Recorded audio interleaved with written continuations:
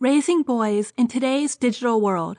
Proven positive parenting tips for raising respectful, successful, and confident boys. Written by Bukky Ekine-Ogunlana. Narrated by Tiffany Rudd. Chapter 1. Challenges of Raising Sons. What makes a boy? Aside from the physical and biological aspects that separate genders, there are a few other differences between boys and girls that make parenting different for both. From the get-go, boys are subjected to a boys will be boys mentality. The phrase is often tossed around to justify poor behavior, and this phrase is encountered during childhood and well into adulthood. This mentality is incredibly dangerous because it encourages boys to act irresponsibly and project a lousy attitude throughout their lives.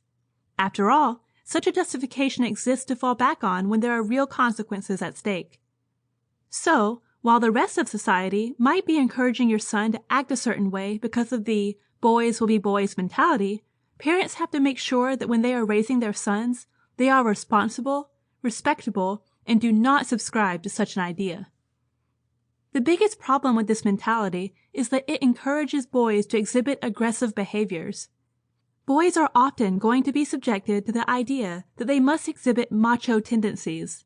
This means showing their strength, which often manifests in the form of violence.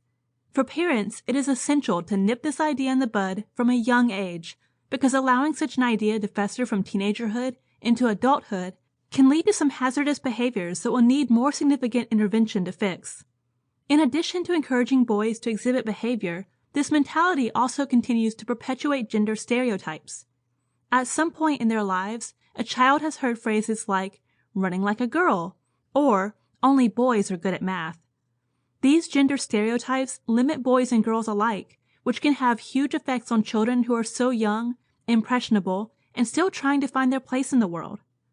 This will have an immense impact on their sense of belonging in society and struggle to navigate their way by understanding their existence.